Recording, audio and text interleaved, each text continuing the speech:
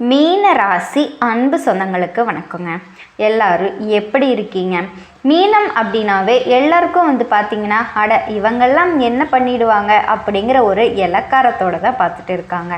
ஆனால் பார்க்குறதுக்கு சாதுவாக இருந்தாலும் இவங்கள மாதிரி மன உறுதி யாருக்குமே இருக்காதுங்க. குறிவிலகாத அன்பை போல குறிக்கோள் தவறாத மீன ராசி, அதே போல் கள்ளம் கபடம் இல்லாத வெள்ளை உள்ளம் கொண்டவங்க. எந்த ஒரு சூதுவாதும் தெரியாதுங்க, பொய் பத்திரம் பேச தெரியாது. இதனாலேயே இது நாள் வரைக்கும் நம்முடைய வாழ்க்கைங்கிறது போராட்டமாகவே இருக்குது. சொல்லப்போனால் திடீர்னு நமக்கே தெரியாது நம்முடைய வாழ்க்கையில் பல பேர் விளையாடிட்டு இருப்பாங்க. பின்னாடி முதுகில் குத்தியிருப்பாங்க, தலை மேலே பெரிய பாரத்தை வச்சுருப்பாங்க. ஏன்னா இந்த கலியுகத்தில் வாழ்கிறதுக்கு மீனராசி தகுதி இல்லை போல. ஏன்னா இந்த கலியுலகம் என்னவா இருக்குது, போய் பித்தலாட்டம் பண்ணுறவங்களுக்கு மட்டும்தான் நல்ல சிறப்பான வாழ்க்கை அமையுதுங்க. அவங்க தான் நல்லா இருக்காங்க. உண்மை, நியாயம், தர்மம், இதை மற்றவங்களுக்கு துரோகம் பண்ணக்கூடாது, மற்றவங்களுடைய வாழ்க்கையை கெடுக்கக்கூடாது, மற்றவங்களுக்கு துன்பம் கொடுக்கக்கூடாதுன்னு இப்படி பயந்து பயந்து வாழ்கிறதுனால மீன ராசி இப்போ வரைக்கும் சங்கடத்துக்குள்ளேயே போயிட்டு இருக்குங்க. தியாகம் பண்ணுறது இந்த மீனராசி தான் அதிகமாக இருக்காங்க. நிறைய தியாகம் பண்ணுறாங்க. இவங்க அழுகையும் இவங்களுடைய குமுறலும் மற்றவங்களுக்கு தெரியாத பார்த்துக்கிறதுனால இவங்க என்ன நினைக்கிறாங்கன்னா, ஓகே நம்ம மற்றவங்களுக்கு முன்னாடி கொஞ்சம் அப்படி இருக்கோம் அப்படின்னு நினைக்கிறீங்க. அதாவது நல்லா இருக்கிற மாதிரி காட்டிக்கிறோம்னு நினைக்கிறீங்க. நீங்கள் அப்படி இருக்கிறதுனால அவங்க என்ன நினைக்கிறாங்க அப்படின்னா, ஓ நீ நல்லா இருக்கியா அப்படிங்கிற மாதிரி உங்களை இன்னும் எந்த அளவுக்கு அடிப்பாதாளத்துக்கு இழுத்துட்டு போய் விடணுமோ அப்படி அதுக்கான வேலையை பார்த்துட்டு இருக்காங்க.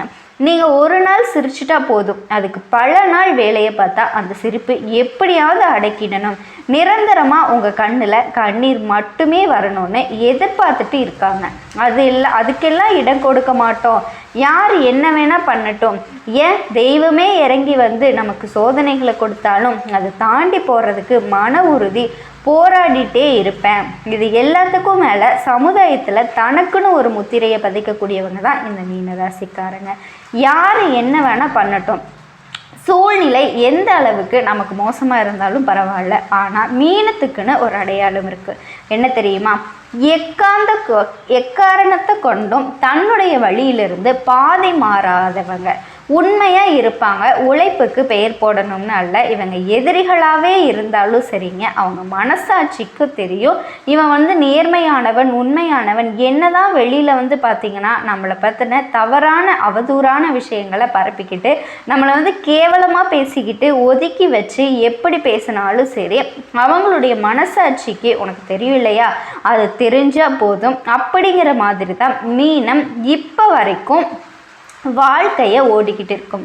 யாருக்குமே அடிபணிய முடியாது. உண்மையாக நீ இருந்தனா உறவோட உண்மை இல்லைன்னா ஒதுங்கி போயிடு. இதுதான் மீனத்தோட ஒரே வார்த்தை. அது எல்லாத்துக்கும் மேலேங்க நம்பிக்கைங்கிறது இவங்களுக்கு எந்த அளவுக்கு தெரியுமா, பயங்கரமான நம்பிக்கை வச்சுருப்பாங்க.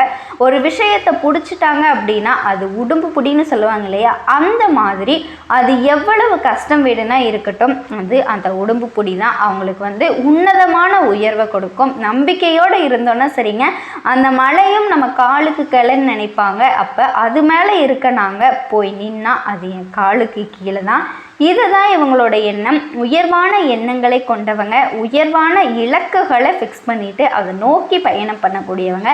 இப்பேற்பட்ட உயர்ந்த குணநலம் கொண்ட மீன ராசிக்கு தலைப்பை பார்த்துருப்பீங்க. ஒரு உறவால் உங்கள் வாழ்க்கையே மாறப்போகுது.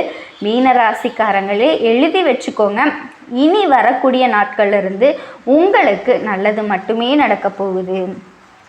யாருமா அந்த உறவு, ஆல்ரெடி இருக்கிற உறவே எங்களுக்கு வேறு லெவலில் செஞ்சு வச்சுருக்காங்க, அவங்க செஞ்சதுவே இன்னும் என்னால் மறக்க முடியல, மன்னிக்க முடியல அப்படின்னு சொல்லக்கூடிய இந்த நேரத்தில் பயப்படாதீங்க. இந்த உறவுங்கிறது கட்டாயம் உங்களுக்கு பாதுகாப்பு கொடுக்கும். கையை பிடிச்சிட்டு நான் இருக்கேன்னு உங்களுக்கு சொல்லும், அன்பு கொடுக்கும், ஆதரவு கொடுக்கும், அரவணைச்சு உங்களை தூக்கி பிடிக்கும். யாருன்னா நவ கிரகங்கள்லேயே மங்களகரமான சுப கிரகம்னு பேர் எடுத்த குரு பகவானினுடைய அமைப்பு தாங்க. அதாவது நவ கிரகங்கள்லேயே 8 கிரகங்கள் உங்களுக்கு பாதகமாக இருந்தாலும் இவர் ஒருத்தர் போதும் உங்களை பாதுகாக்க. 8 திக்கில் இருந்து 8 கிரகங்கள் வெவ்வேறு மாதிரி உங்களுக்கு பாதிப்பை ஏற்படுத்த தயாராக இருந்தாலும் கூட சரி, எப்படி இந்த இந்தியா பாகிஸ்தானோட தாக்கத்தில் வந்து உரியடிக்குதோ அதே போல தான் இவர் ஒருத்தர் உங்களுக்கு பாதுகாப்பு கொடுத்து வரக்கூடிய எல்லா ஒட்டுமொத்த பாதிப்பையும் சரி செஞ்சு கொடுக்குறாரு. அவங்க வீசக்கூடிய குண்டுகள் எல்லாமே உங்களுக்கு பூமழையாக பொழியும். அவங்க வீசக்கூடிய பாதிப்புகள் எல்லாமே உங்களுக்கு பொன்மழையாக பொழியும். பண சேர்க்கை இருக்கும், நல்ல வளர்ச்சி இருக்கும். என்னெல்லாம் இது வரைக்கும் கஷ்டப்பட்டீங்களோ அது எல்லாமே நல்ல நல்ல வகையில் மாறப்போகுது. உங்கள் கண்ணீருக்கு எல்லாம் பதில் கொடுக்குறாரு குரு பகவான். ஸோ அவர் என்ன மாதிரியான பலன்களை உங்களுக்கு கொடுக்க போகிறாரு, பாதுகாப்பை கொடுக்க போகிறாரு, பணவரவை கொடுக்க போகிறாருன்னு தெளிவாக பார்த்துக்கலாங்க. அது என்னமா 8 கிரகங்களில் சமாளிக்கக்கூடிய அளவுக்கு குரு என்ன அவ்வளவு பெரிய ஆளா அப்படின்னு யோசிப்போம். அது இல்லாமல் நல்லவங்களில் நம்ம எல்லாம் பாதுகாக்க முடியுமான்னு யோசிப்போம் இல்லையா? ஒரு விஷயம் தெரிஞ்சுக்கோங்க, ஆதி பரம்பொருளாகிய இறைவன் தன்னோட சக்தியை பிரம்மா, விஷ்ணு, ருத்ரன் அப்படின்னு சொல்லி 3 அம்சங்களாக படைச்சாரு. அப்போ பிரம்மதேவர் என்ன பண்ணாருன்னா தன்னுடைய படைப்பு தொழிலுக்கு உதவி புரிய சப்தம ரிஷிகளை உருவாக்கினார்.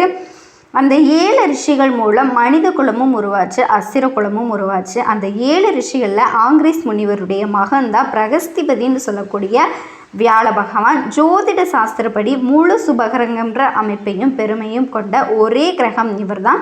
குரு பகவானை பொறுத்த வரைக்கும் தேவர்களுக்கு எல்லாமே தலைவர். நம்முடைய வாழ்க்கையில் 2 முக்கியமான கிரகங்கள் இவர் தான் கொடுப்பாரு. இவரோட அருள் இல்லாட்டி இவர் கொடுக்கக்கூடிய அந்த 2 விஷயங்கள் இல்லாட்டி நம்முடைய வாழ்க்கைங்கிறது அப்படியே ஸ்தப்தமிச்சு போயிடுங்க. அப்படி என்னதான் தனம்னு சொல்லக்கூடிய அது என்னன்னா தனம்னு சொல்லக்கூடிய பணம் பெரிய ரோல் நம்முடைய வாழ்க்கையில் நம்ம நல்லா இருக்கிறதுக்கு, அதாவது சிரிக்கிறதுக்கும் அழுகிறதுக்குமே முடிவு பண்ணுறது இதுதான். அதே போல் 2வது புத்திர சம்பத்தம்னு சொல்லக்கூடிய குழந்தை செல்வம். அந்த நம்ம எந்த மண்ணில் வாழ்ந்தோமா வீழ்ந்தோமான்னு சொல்கிறதுக்கு நமக்கான ஒரு உயிர், சரியா? இந்த 2ஐயுமே அழிக்கக்கூடிய சர்வ வல்லமை பெற்ற ஒரே கிரகம் குரு பகவான் தான். இவருக்கு இது 2 மட்டும்தான் கொடுப்பாரா அப்படின்னா இவர் இவ்வளவுதானா அப்படின்னு யோசிச்சிங்கன்னா அது மட்டும் கிடையாதுங்க. ஞானம் கூர்ந்த மதிநுட்பம், மந்திரி யோகம், நிதித்துறை, நீதித்துறை, வங்கி, கல்வி, வேத உபதேசம், இது எல்லாமே குருவோட அதிகாரத்துக்கு உட்பட்டது தான். இவருடைய அருள் இருந்துட்டால் போதுங்க, எந்த துறைகளில் வேணாலும் நீங்கள் பிரகாசிக்க முடியும். எல்லாத்துக்கும் மேலே மனுஷனோட வாழ்க்கையில் ரொம்ப முக்கியமான விஷயம் என்ன தெரியுங்களா? திருமணம்.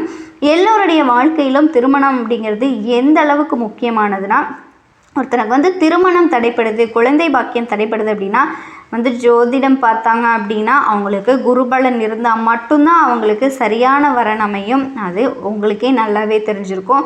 குரு பெயர்ச்சிங்கிறது உங்களுக்கு கோடீஸ்வர யோகத்தை, குபேர யோகத்தை மீனராசிக்கு கொடுக்க போகுது. அடுத்தது ஜாக்பாட் நீங்கள் தான் சொல்லக்கூடிய அளவு தான் இருக்க போகுது. ஆனால் ஒரு சில விஷயங்களை மட்டும் நீங்கள் கவனமாக இருக்கணும். அதை மட்டும் குறித்து வச்சுக்கோங்க. அது என்ன ஏதுங்கிறத தெளிவாக பார்க்கலாங்க. அந்த திருக்கணித பஞ்சாங்கத்தின்படி இந்த மே மாதத்துலேருந்து அமரக்கூடிய குருவினால் இதுவரைக்கும் 3ஆம் இடத்துல இருந்த பல விஷயங்கள் முடக்கி வச்சிருந்தார் குரு பகவான். இப்போ 4ஆம் இடத்துக்கு உங்கள் ராசியில் அடியெடுத்து வைக்கிறதுனால தடங்கள் நீங்குதுங்க. செயல்பாடுகளில் வேகம் பிறக்கும். சகல வகைகள்லையுமே புதிய தொடர்புகள், அறிவாற்றல், ஆதாயங்கள்லாம் உண்டாகும். சில சவால்களை போராடி வெற்றி பெறுவீங்க. மனசுக்குள்ளே அப்பப்போ இனம் புரியாத ஒரு வெறுமை தான் போகும். ஆனால் அந்த வெறுமைங்கிறது நிற்காது, நினைக்காது. உடனே அது மாறுதலான ஒரு விஷயம் நடக்கும். சில நேரங்களில் வாழ்க்கையில் சலிப்பு வந்தாலும் அடுத்த நிமிஷமே அதை தட்டி விட்டுட்டு வேறு மாதிரி வேகமாக செயல்பட ஆரம்பிச்சிடுவீங்க. செலவுகள் தொடரும். தாயுடைய ஆரோக்கியத்தில் அக்கறை வச்சுக்கோங்க. உறவுக்காரங்க கிட்ட விட்டு கொடுத்து நடந்துக்கோங்க. காலில் அடிபடுறதுக்கு வாய்ப்பு இருக்குது. நீர், நெருப்பு, மின்சாரம் இதை எல்லாமே கவனமாக கையாளுங்க. சேமிப்பு அப்படிங்கிறது கொஞ்சம் கடையிறதுக்கு வாய்ப்பு இருக்குங்க. ஆனால் அதே நேரத்தில் வரவுக்கு குறைவு இருக்காது. நட்பு வட்டாரத்தில் கொஞ்சம் கவனமாக இருங்க. உங்களை பற்றி விமர்சனங்கள் வரும். அதுக்கு காது கொடுத்து கேட்காதீங்க. ஆமாம் 1000 பேசும். அது பேசினவாயே உங்களை பாராட்டுங்க. ஏன்னா நீங்கள் மனசாட்சிப்படி நடந்துக்கக்கூடிய நல்லவங்க, சரிங்களா? அதே போல் தொழிலையும் வியாபாரத்துலேயும் நல்ல மாற்றம் உண்டாகுங்க. மனசில் இருக்கிற குழப்பமெல்லாம் தீந்துடும். நிம்மதியான உறக்கம். இத்தனை நாளாக கஷ்டமே பட்டுட்டு இருந்தீங்க. இனி உங்களுக்கு வரக்கூடிய நாட்கள் நிம்மதியாக இருக்க போகுது.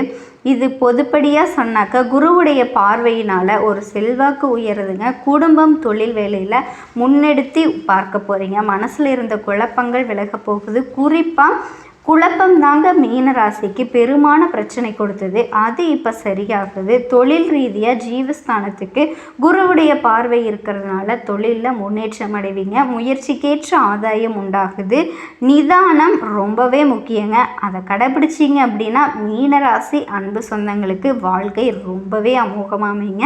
தனிப்பட்ட வேலைகள் நடத்தி பொருளாதாரத்தில் நல்ல ஒரு முன்னேற்றத்தை பெறுவீங்க. வாழ்க்கை அமோகமாக இருக்க போகுதுங்க. மீன ராசி அன்பு சொந்தங்களுக்கு என்னுடைய வாழ்த்துக்கள். வாழ்க வளமுடன்.